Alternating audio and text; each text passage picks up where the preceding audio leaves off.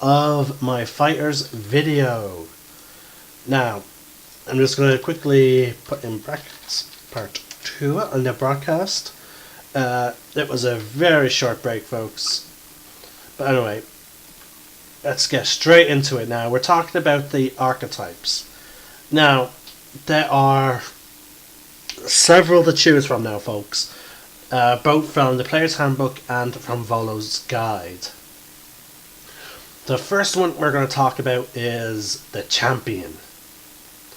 The Champion focuses on the development of his raw physical strength, physical power, honed to the deadly perfection. Those who model themselves on this archetype combine rigorous training with physical excellence to deal devastating blows. When you choose this archetype, you get the ability Improved Critical Hit. Beginning when which means that your weapon attacks now score a critical hit on a 19 instead of a 20. Now, and folks, keep in mind that is a natural 19 and a natural 20, as in like on the dice, a 19 or a 20 has to come up, not like that your modifier gets you at 19 or over. At level 7, you get Remarkable Athlete. You can now add half your proficiency bonus rounded up to any strength, dexterity, or constitution check that you make that doesn't already use proficiency bonus. In addition, when you make a running long jump, the distance you can cover increases by a number of feet equal to your strength modifier. So you can now jump further distances. At level 10, you get an additional fighting style that you can now exploit. So again, based on if you're on strength or dexterity, you now can build into a much broader sense. Most people are going to take, I imagine, the defense and then their preferred method of fighting with a weapon. Now, at level 15, you get Superior Critical Hit. Now you get a critical hit when you roll an 18 or a 20 or 19. So yeah, increased chances of getting a critical hit. At level 18, you get Survivor. When you reach this level, you're the pinnacle of resilience in battle. At the start of each of your turns, you regain hit points equal to 5 plus your Constitution modifier if you have no more than half your hit points left. You don't gain this benefit if you have 0 hit points. So basically, as long as you're below half your health, you're slowly regaining more and more health until you're back to over half. So like you're tougher to take down. The next is the Battle Master. Those who emulate the archetype Battle Master employ martial techniques passed down through generations. To a Battle Master, combat is an academic field, sometimes including subjects beyond battle, such as weaponsmithing and calligraphy. Not every fighter absorbs the lessons of history, theory, and artistry, but they are reflected in the Battle Master's archetype. But those who do are well-rounded fighters of great skill and knowledge. I believe this is their first attempt at doing like a samurai-ish class, but we'll get into that eventually. You get combat superiority. Basically, Battle Masters are the tacticians of the group. Remember the section where it described a player it described a character, coordinating the other fighters. This is what it was referring to. Maneuvers. You learn 3 maneuvers of your choice which are detailed under maneuvers below. Many maneuvers enhance an attack in some way, and others you can only use a maneuver per attack. You learn 2 additional maneuvers of your choice at 7th, 10th, and 15th level. Each time you learn a new maneuver, you can also replace one maneuver with a different one. Now keep in mind, folks, eventually you have to, by level 20, now again, few people do campaigns at level 20. Most people end their adventures at level 20 because their players have gotten so powerful they can't think of what to do. So they generally just start over with new characters and the like. So yeah, by level 20 though, in case your DM does have plans for level 20 adventures, make sure you know which superiority you want to have by the end of it. You get superiority dice. You have 4 superiority dice, which are all d8s. A superiority die is expended when you use it. You regain all expended superiority die when you finish a short or long rest, and you get another superiority die at 17 and 1 at 15, so a total of 6 by level 15. Your superiority die DC is, also known as a maneuver save DC, is 8 plus your proficiency bonus plus your strength or dexterity modifier, your choice. Now we're going to get into the maneuvers later on, folks. You get Student of War at level 3 as well. You get proficiency with 1 artisan tools of your choice. At level 7 you have Know Your Enemy. Starting at level 7 you can spend at least 1 minute observing or interacting with another creature outside of combat. You can learn certain information about to its capabilities compared to your own. The DM tells you if the creature is equal, superior or inferior in regards of 2 of the following characteristics of your choice. Hold on, I'm just going to zoom in so I can read better. Strength, strength score, dexterity score, constitution score, armor class, current hit points, total class levels if any, and fighter class levels if any. Now again, keep in mind, the DM only has to say superior, inferior or equal. So you're not getting an exact number. At level 10 you get improved combat superiority. Your superiority dice turn into D10s at level 10, and then at level 18 they turn into D12s. Relentless at level 15. When you roll initiative, you have no superiority dice, you regain 1. So you basically, once you reach level 15, you will always have a superiority die. But it's going to be very rare, because like a short rest is only an hour, so which you can do while walking. So keep in mind, this is just for emergencies. Now here are the maneuvers. They're in alphabetical order. There is a total of 1, 2, 3, 4, 5, 6, 7, 8, 9, 10, 11, 12, 13, 14, 15, 16. So there's 16 folks. You start off with 3 and you eventually get to learn more, but you will not learn all of them, so pick them carefully. You get Commander Strike. When you take an attack action on your turn, you can forgo one of your attacks and use a bonus action to direct one of your companions to strike. When you do so, choose a friendly creature you can see and hear you and expend 1 superiority die. That creature can immediately use its reaction to make 1 weapon attack and a superiority die to the damage roll. So yeah, basically instead of you attacking, you'd be like, you attack that one, and basically he can use his reaction to attack that creature, but not like, so if you're teamed up with a barbarian, that is very handy, because again, if you add your superiority die to their damage roll, which means if they score a critical hit, your superiority die will be doubled. Barbarians have a special ability that improves on their critical hits. So like, that is a ton of damage. So a barbarian teamed up with a fighter, battlemaster, can really destroy people. And again, you only have to forgo 1 of your attacks and use a bonus action. So as a fighter, you're going to have like a total of, if you use action surge, you're going to have a total of 8. So, or 9 if you use your bonus action. With this, you only have 7 attacks left if you use your action surge. Wow. So, or you will have 3 attacks left. So you yourself is still fighting. It's just that you're taking some extra time to direct others to attack. You have Disarming Strike, which is pretty much what it says on the tin. You hit an enemy and you then expend an superiority dice. Basically, your enemy has to make a strength saving throw, and on a fail save, they drop an object you choose, and the object lands at its feet. Now, you also get to add your superiority die to your attack damage, which is pretty handy. Now, the item that they drop has to be something that they are holding, so keep that in mind, folks. You have Distracting Strike.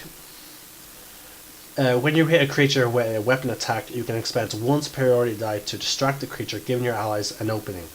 You add the superiority die to the attack's damage, and the next attack roll, the next attack roll against the target by an attacker other than you has advantage if the attack is made before the start of your next turn.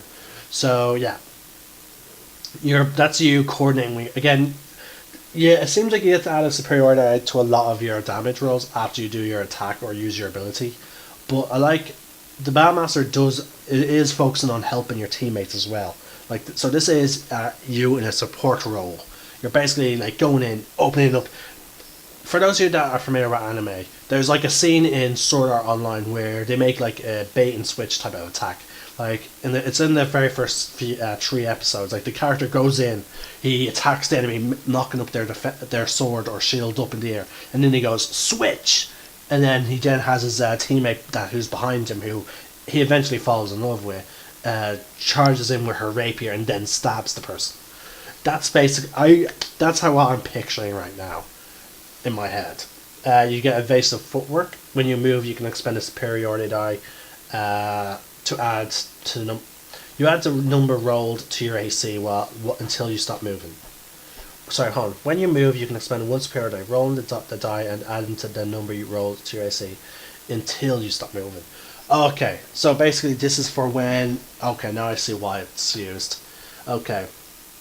This is basically to help you when you want to move around combat and you're worried about attacks of opportunity. Say you're fighting an enemy, right? But then one of your allies needs help. Instead of, you can then rush to him, and as you're moving, say it's only I think after. So once you start moving, you then spend your superiority die. Boom, you rolled it. Let's say you rolled your highest number, D12. You roll a 12. That's 12 added to your AC. Which means the enemy can still attack you, but they will need a natural 20 to get through all that armor, and you can then rush to your ally's aid. You have Fainting Attack. You can spend one superiority die and use a bonus action on your turn to faint, choosing one creature within 5 feet of you as your target. You have advantage on your next attack roll against that creature. If the attack hits, add the superiority die to the damage roll. So basically, this is one of the ones that you do before you make your attack action. A bonus action can be done before your action. So you go faint, and then it works. You then attack with your weapons, and then you add your superiority die to it. You have Goading Attack. You expend your superiority die to goad a target into attacking you. You add your superiority die to the attack damage roll. And the target must make a wisdom saving throw. On a failed save, the target is suspension on all attack rolls against targets other than you until the end of your turn. Okay, so this one is once again one that when you hit. So again, you hit. And it's basically you acting as a tank. You have Lunging Attack. When you're making a melee weapon attack on your turn, you can spend one superiority die to increase your reach or for that attack by 5 feet. If you hit, you add the superiority die to the attack's damage roll. Again, that's the point of why they add, the superiority dice have, like, they actually specifically have you rolling the die. They are to increase your AC or to increase the damage. And they seem to all deal damage somewhat or add to your AC. So there's no, like, just spend a superiority die and then nothing happens other than the given effect. It's all about either increasing damage or increasing AC so far. Oh wow, this is getting long. Maneuvering Attack.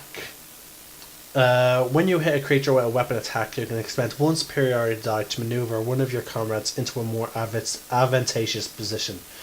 You add a superiority die to the attack's damage roll. Again, okay. That creature then uses the reaction to move up to half its movement speed without provoking attacks of opportunity from the target of your attack. So again, this is to help you get your allies out of a combat. For example, this is very handy for your wizards. Like, they're getting in melee, which they shouldn't be. Like, oh my god, save me. And then you run forward, boom, you hit the enemy. And, you dealt a lot of damage. If they're still alive, you can be like, you, get over there. So, yeah. Then you have Parry. When a creature damages you with a melee attack and you use your reaction to expend one superiority to reduce the damage by the number you roll on your superiority die, plus your dex save. So yeah, once again, you still do your roll. Again, I can see why some people would rather play a Battlemaster than the other fighter classes. You have push and attack. If the creature cannot, it has to be large or smaller, and that makes a strength saving throw. On a failed, it gets pushed back 15 feet away from you. And once again, yeah, just superiority die to your damage. You have rally. As a bonus action, you expend a... okay, this is an interesting one. Basically, you bolster the resolve of your allies, and when you do so, you choose one friendly creature you can see, and here that creature gains temporary hit points equal to the superiority die plus your charisma modifier. This is not a healer. This does not give him healing abilities. This is purely support. I consider gaining or giving temporary hit points only as a form of support, because they generally don't last that long. And it's not healing them. It's just giving them basically a shield. You have riposte. When a creature misses you with a melee attack, you can use your reaction to expend one superiority to make a weapon attack against it, and you add your superiority die to the damage roll. You have sweeping attack. Once again, my friend is a big fan of this. You sweep at the enemy, and basically it causes them to fall prone. And once again, you still get to add an additional superiority die to it, to your damage roll. Wait. Oh no, that's trip attack. Sorry, that I just described. Sweeping attack allows you to choose 2 creatures within 5 feet of the original target. And if the original attack roll would hit the second creature, it takes damage equal to the number of your roll of your superiority. The damage is the same dealt by your original attack.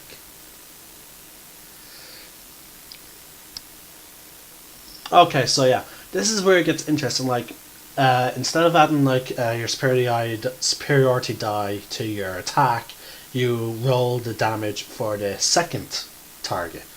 So instead of rolling like 2 weapon attacks, you roll a weapon attack for the first target, and then you roll then another one for the damage on the second one. And I've already described trip attack. Now we're getting on to the Eldritch Knight. Now this is, again, as I said, Fire is a good class. It is a good class, don't get me wrong, like, it's just that it's a class that I find very boring. But it's one of those classes that I recommend people who are new to D&D to play as. Because it introduces you to so many different ways of playing, like, you know, the 4 key roles of Dungeons and Dragons. Damage, support, heal, tank. Now an Eldritch Knight is a combination of magic with fire. Combines the martial mystery common to all fighters with the careful study of magic. Eldritch Knights use magical techniques similar to those practiced by wizards to focus. This is not changing page. They focus on 2 of the 8 skills of magic: abjuration and evocation. Abjuration spells grant Eldritch Knights additional protection in battle, and evocation spells deal damage to many foes at once, extending the fire's reach in combat. Now, you're a very weak caster, keep in mind, folks, as the highest level magic you can cast is 4th level. So you're not... So yeah, you can... This is where I go back into saying, like don't get me wrong, like, you're not a master of any of the 4 roles. You can do 3 of the roles, but you will not be a master of any of them, as opposed to say, like, you know, some of the other classes. And this is a continued in the view of their magic with the, you know, very low spell level. You know 2 cantrips of your choice from the wizard spell list. Now again, this is all from the wizard spell list, by the way, folks. You also have spell slots. Your spells known at 1st level. You know 3 1st level spells of your choice, 2 of which you must choose from abjuration and evocation spells. from the spell list. The spell's known column. So whenever you get a level.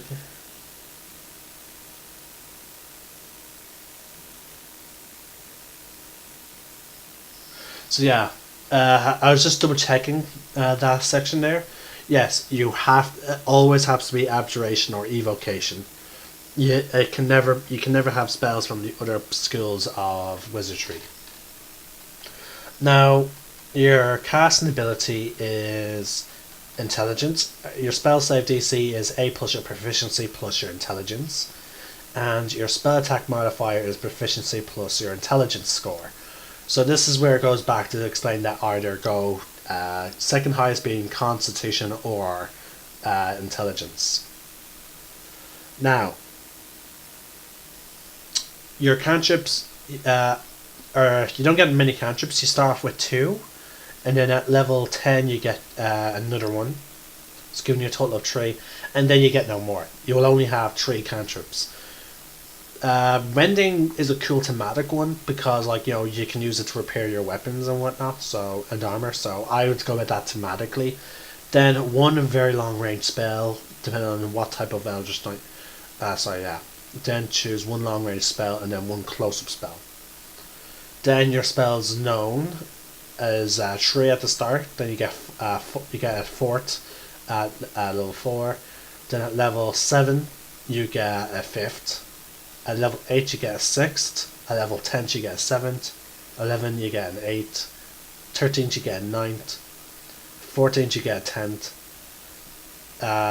16 you get 11th. And then at 19th you get a 12th, and 20th level you get 13 spell slots. You have 13 spells total.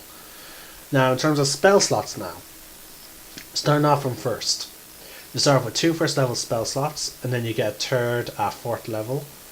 At 7th level you get a 4th, and then that's it. So at 7th level you're at your maximum number of spell slots for first level spells.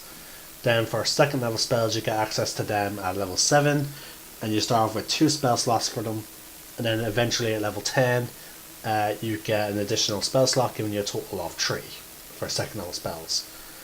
At third level spells, as well as their slots, you get access to them at level 13, starting off with 2 spell slots, and then at level 16 you get a 3rd, which will be your maximum for that level amount of spells. And then your strongest level spells for an Eldritch Knight, which is 4th level, you get access to them at 19th, and you only have 1 spell slot, even when you reach level 20.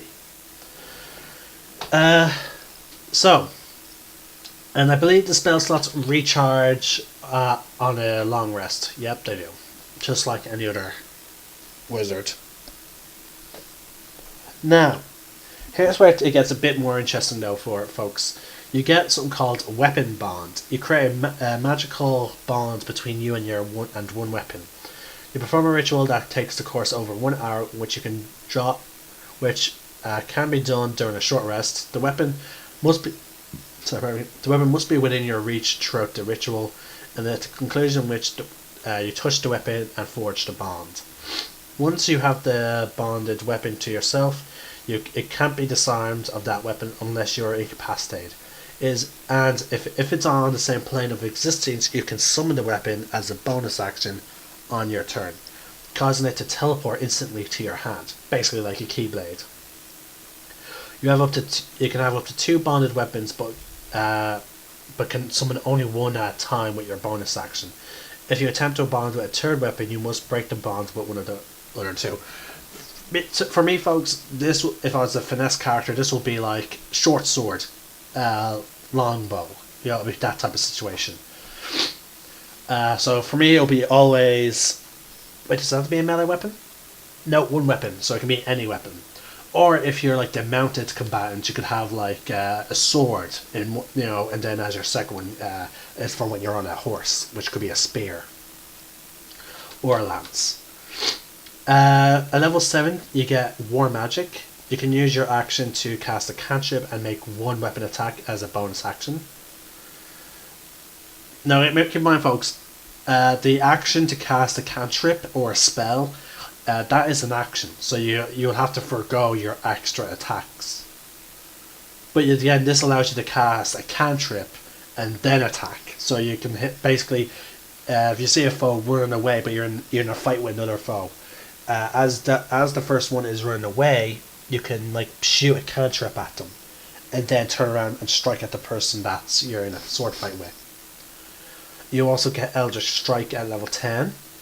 When you make a weapon attack, strikes undercut a creature resistance to your spells. When you hit a creature with a weapon attack, that creature has disadvantage on on the next saving throw that it makes against a spell you cast before the end of your next turn. So that's a setup attack. So you do Eldritch Strike. They will have now disadvantage on a saving throw against you. So then, like for example, say if you have Burning Hands, which I think is an evocation spell. It's a first level spell. It's a flamethrower. You go boom, Eldritch Strike.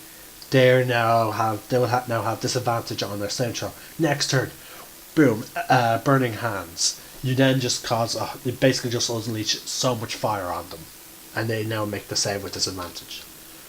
At level 15, you have Arcane Charge, which allows you to teleport up to 30 feet to an unoccupied space that you can see when you use your action surge. You can teleport before or after the additional action. So yeah, when you spend your action surge, you can now use it instead of getting like all those extra attacks or an additional action. You can then now use it to teleport. You get improved war magic when you reach level 18. When you use your action to cast a spell, you can make one weapon attack as a bonus action. So basically, Eldritch Strike. War magic. This upgrades it to cast a spell, not just a cantrip. So basically, last time it was like a cantrip melee attack. Now it's first level spell or fourth level spell, then attack. So it really adds to your versatility and areas of magic. Now that's just the archetypes from the player's handbook, folks. Next is the Xanatar's Guide archetypes. Now these are a little more interesting in my opinion. Okay. There's 3 new archetypes. There's Arcane Archer, the Chevalier, and the Samurai. We're going to start in alphabetical order, so we're going to be going from Arcane Archer to Samurai. Now, here's what it says about the following archetypes. An Arcane Archer studies a unique elven method of archery that weaves magic into attacks to produce supernatural effects. Arcane Archers are some of the most elite warriors among elves. They stand watch over the fringes of elven domains, keeping a keen eye out for trespassers and using magic-infused arrows to defeat monsters and invaders before they can reach elven settlements. Over the centuries, the methods of these elf archers have been learned by members of other races, who can also balance arcane aptitude with archery. Now, despite the name Arcane Archer, they actually do not get any spellcasting, so luckily we don't have to worry about any thing. Now, I will say this, when it comes to your Arcane Shot, you get 2 options of your choice at level 3, which then you get the 2 additional options at level 10, and then at level 15 you get an additional one, giving you a total of 5 options. By level 18 you have 6 options for your Arcane Archer arrows, as well as improved shots. So yeah, there we go. Arcane Archer lore. You get this feature at level 3 when you pick this class. You learn the magical theory of some of the secrets of nature, typically the practitioners of this elven martial tradition.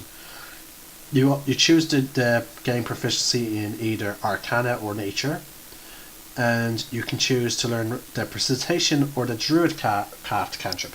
Basically, this is either you go in the Nature magic route or the Arcane magic route, which I like. I like how it gives you that option. You also get Arcane Shot, as I talked about. At level 3, you learn to unleash special magical effects with some of your shots. When you gain this feature, you learn 2 arcane shots options of your choice. See arcane shots options below. Once per turn, when you fire a magic arrow from your short bow or longbow as part of an attack action, you can apply one of your arcane shots options to that arrow.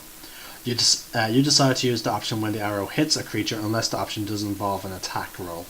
You have 2 uses of this ability when you regain all X-Men uses when you finish a short or long rest. You gain additional arcane shot options when you reach certain levels in this class, which I've already went over. Now, keep in mind, folks, you can only shoot, as you heard right there. You get no additional arcane shots. Now, to me, that's the one weakness of this archetype for me. It's the only thing that puts me off playing it. Okay, magic arrow. At level 7, you gain the ability to infuse arrows with magic. Whenever you fire a non-magical arrow from a short or longbow, you can make it magical for the purpose of overcoming resistances and immunities to non-magical attacks and damage. The magic fades from the arrow immediately after it hits or misses the target. So basically, instead of having to try and find a +1 arrow or a +1 bow or a longbow, bow or crossbow. But this specifically states bows. So instead of having to try and find one of them, so that you don't have to worry about resistances, to non-magical attacks, with this, even if you're using a mundane weapon, you can bypass immunities and whatnot, which is handy. But eventually, you'll still want a +1 weapon, just because, it adds +1 to your attack and damage rolls. At level 7, you have curving shot.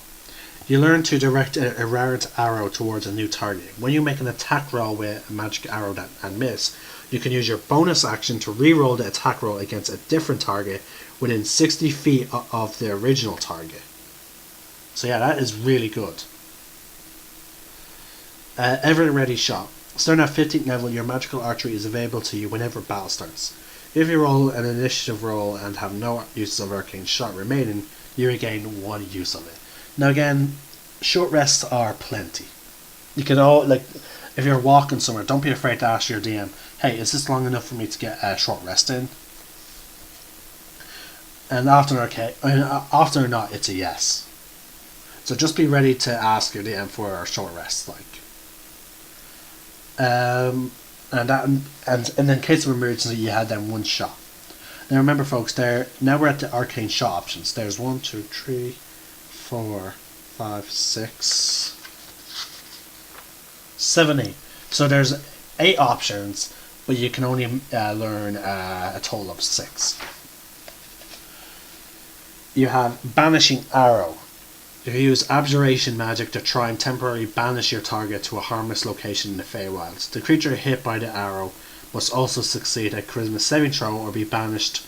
While banished, hold on, folks. Your DC for these arrows is A plus your proficiency plus your intelligence modifier.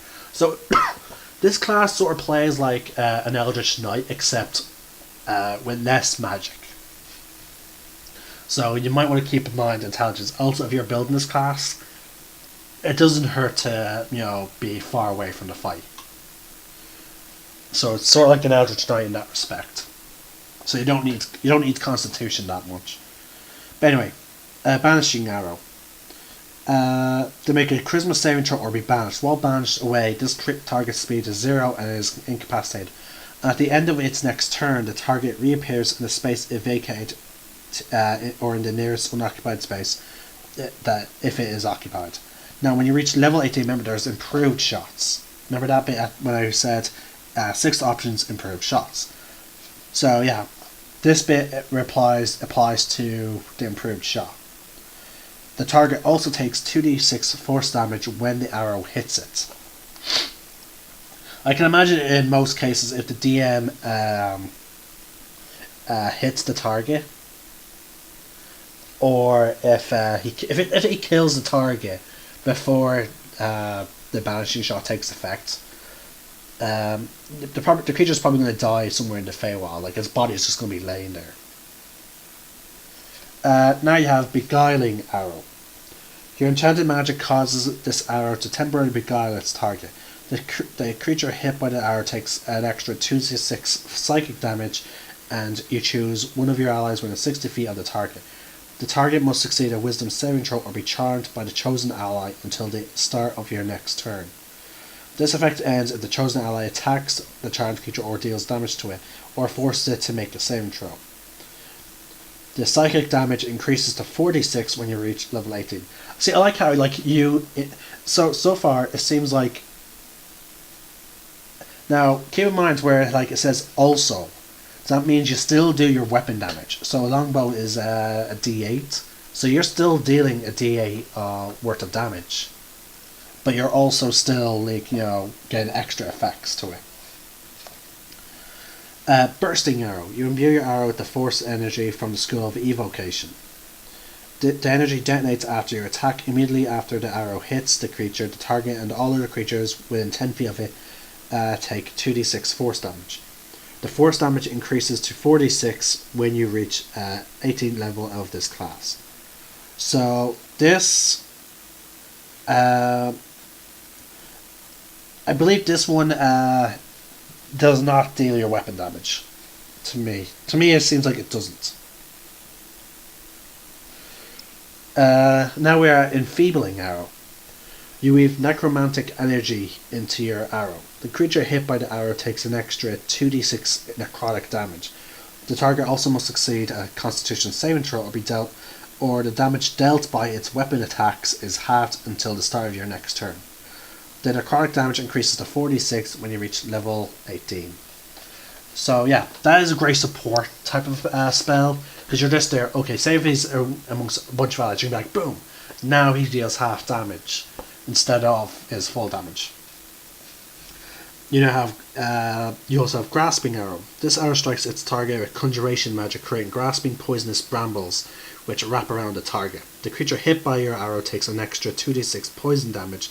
Its speed is reduced by 10 feet and it takes 2d6 slashing damage for the first time on each turn it moves 1 foot or more without teleporting. The target or any creature that can reach it can use its action to remove the brambles with a successful strength or athletics check against your arcane shot DC. Otherwise, the brambles last for 1 minute or until you use this option again. The poison damage and slash damage both increase to 46 when you reach 18 of this class. Piercing Arrow. This allows you to basically hit a whole bunch of creatures in one line, I believe. Yes, it is. It's a 1 foot wide, 30 foot line. Before despairing, the arrow passes harmlessly through objects, ignoring cover. Each creature in the line must make a saving throw. On a fail save, the creature takes damage as if it was hit by the arrow, plus an extra 1d6 piercing. On a successful save, the target takes half as much damage, and it increases to 2d6 when you reach level 18. Now, this one, I like how this one doesn't have making an attack roll, but it deals the least amount of damage as opposed to the other enhanced arrows, just because it's an auto hit. It's basically an auto hit spell for 30 feet, which is understandable. Seeking Arrow. Now this is my favourite. This arrow homes in on the target. You can basically, when you use this option, you don't make an attack roll against the target. Instead, choose one creature you have seen in the past minute. The arrow flies towards that creature, moving around corners if necessary, ignoring 3/4 cover and half cover. If the target is within the weapon's range and there is a path large enough for the arrow to travel to the target.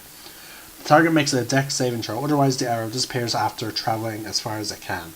On a fail save, the target takes damage as if it was hit by the arrow, plus an extra 1d6 force damage, and you learn the target's current location. On a successful save, the target takes half as much damage and you don't learn its location. At level 18, it increases to 2d6. So once again, it deals the least amount of damage, but it deals damage regardless. And it seems like, oh yeah, and you still do your weapon attack roll, so that d6, you still get to a couple of like if it's a longbow, a d8. So that's still pretty impressive. You also have your Shadow Arrow, which is your last one, which is with illusion magic. Causing... Okay. Basically, when you hit your foe with this arrow, they make a wisdom saving throw against your spell team. Your spell DC. And it takes an extra 2d6 psychic damage, and then if it succeeds the saving throw, nothing happens. But if it fails, it cannot see anything farther than 5 feet away from it until the start of your next turn. And at level 18 it increases to 46. So yeah, folks, boom, Shadow Hour. Oh god, I can't see that. That is really handy. Now we're moving on to the Chevalier. Now there is a side note, folks. The Chevalier and the Samurai are not 100% based on history. They are based on pop culture and what people picture from books, manga, anime, and television shows and movies. So, if you're looking for something very historically accurate, you're going to be disappointed. So just keep that in mind, folks.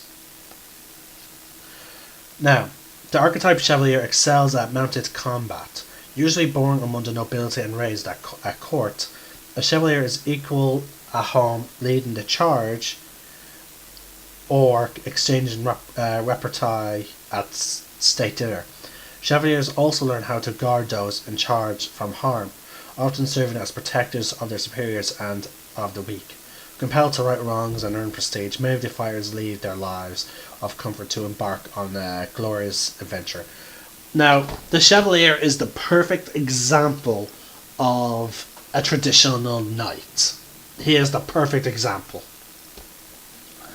So, yeah.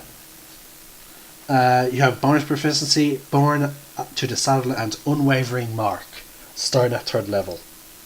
Bonus proficiency. You gain proficiency in one of the following skills of your choice: animal handling, history, insight, performance, or persuasion. Alternatively, you learn one language of your choice. Starting at 3rd level, you have mastery. Your mastery as a rider becomes apparent. You have advantage on saving throws made to avoid falling off your mount. If you fall off your mount and descend no more than 10 feet, you can land on your feet if you're not incapacitated. Finally, mounting and dismounting a creature costs you 5 feet of movement rather than half your speed. Unwavering mark. At level 3, you can menace your foes, foiling their attacks and punishing them for harming others. When you hit a creature with a melee weapon attack, you mark that creature until the end of your next turn. This effect ends early if you're incapacitated or die, or if someone else marks the creature. While it is within 5 feet of you, that creature marked by you has disadvantage on any attack roll that isn't you. That isn't targeting you. In addition, if the creature marked by you deals damage to anyone other than you, you deal a special melee weapon attack against the marked creature as a bonus action on your turn. You have advantage on the attack roll, and if it hits, the weapon's attack deals an extra damage to your target equal to half your fighter level. Regardless of the number of creatures you mark, you can make this special attack a number of times equal to your strength modifier, minimum of once, and you regain all expended uses when you finish a long rest.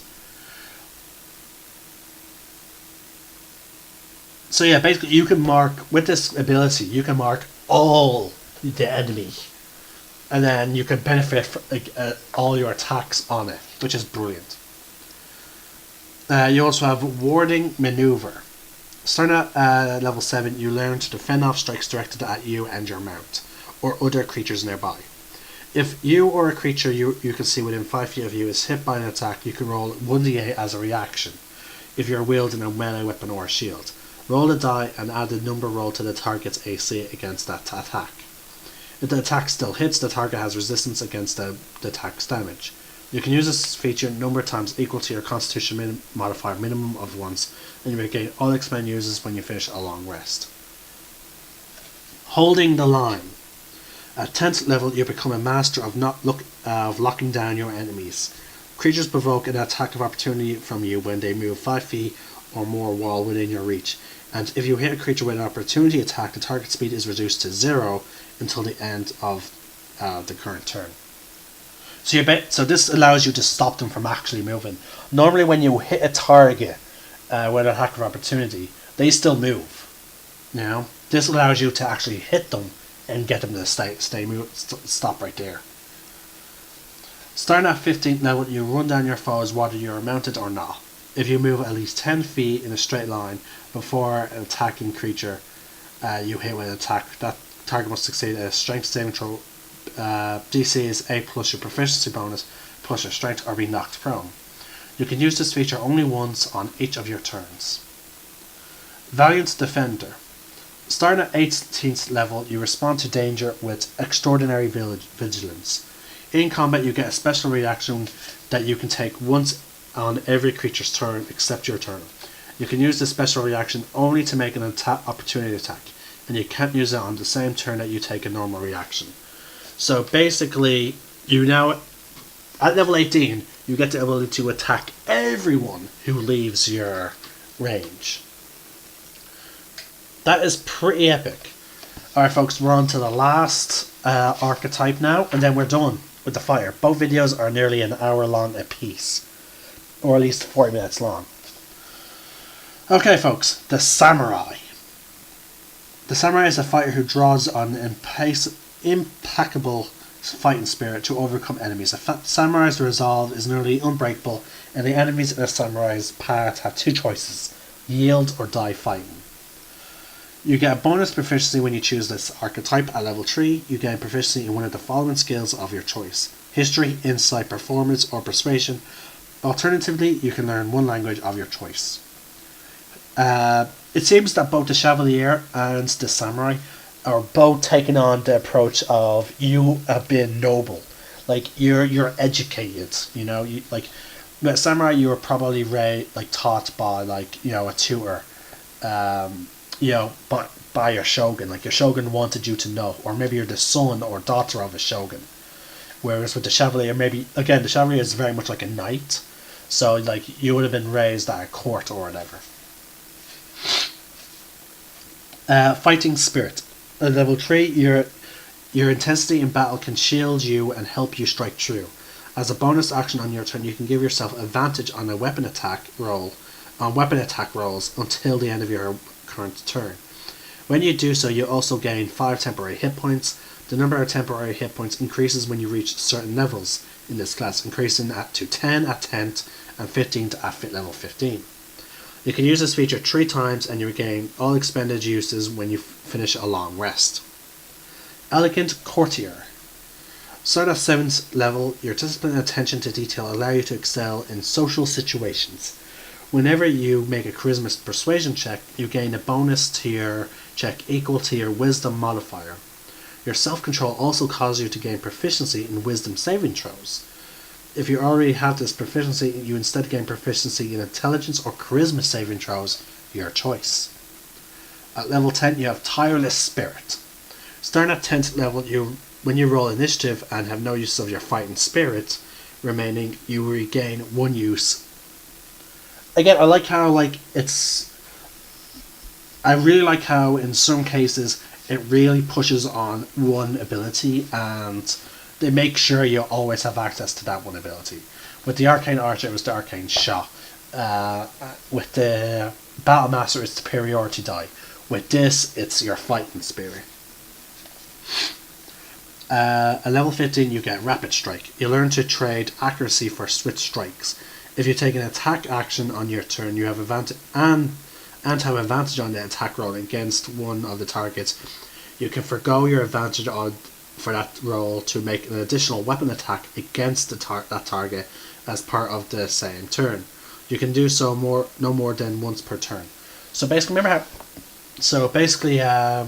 how I said like you can get a total of 9 attacks in total. You still get this with the fire, except sadly you can't get 10 unless you naturally have advantage on the attack. So the Samurai can actually reach 10 attacks with their Action Surge and this ability. Because if you will naturally have... Actually no, if you have natural advantage, like if you're flanking the enemy, that means if you sacrifice all your advantage attacks, oh god, that's doubling all your attacks without Action Surge. Oh wow. So yeah. Damn, the Samurai can get so many attacks in. But again, that's the description. You're, instead of accuracy, you're going for just speed. So okay, so I suppose it does make sense. Strength before death. So this is your last ability from the samurai. Starting at 18th level, your fighting spirit can delay the grasp of death. If you take damage that reduces you to 0 hit points and doesn't kill you outright, you can use your reaction to delay falling unconscious. You can immediately take an extra turn, interrupting the current turn. While you have 0 hit points during the extra turn, taking damage causes death saving throw failures as normal. And 3 death saving throw failures can still kill you. When the extra attack ends, you fall unconscious if you still have 0 hit points.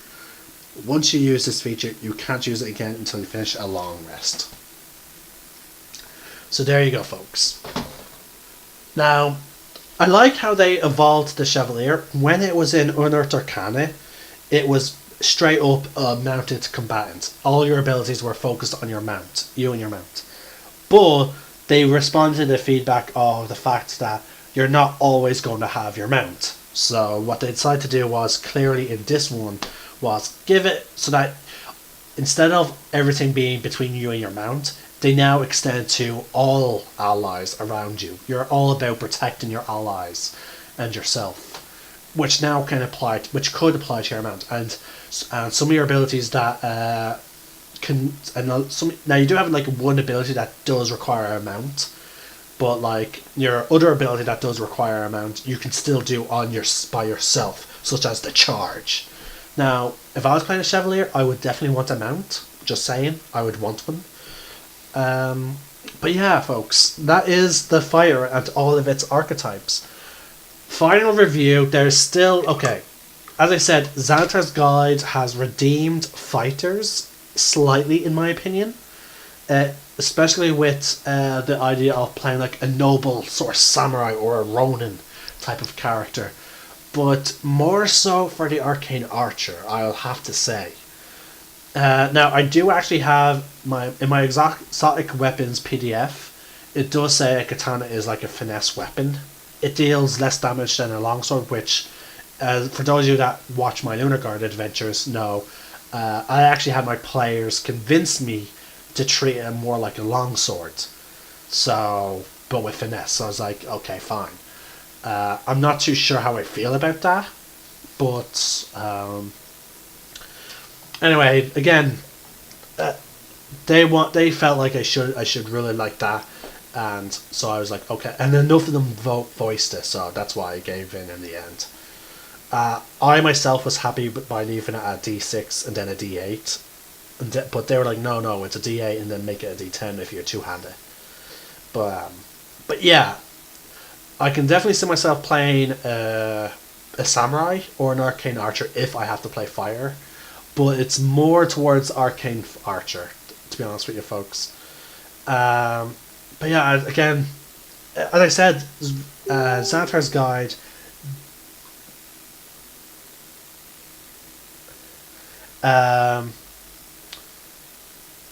But yeah, folks, as I said, the fighters are one of the I can't get excited about a fighter, but if I have to play one, don't get me wrong, there are classes that I will play as for the fighter, but at this exact moment, it's just But anyway, folks, so this is Wolf Ninja signing out. May the Force be with you, and remember, roll for initiative.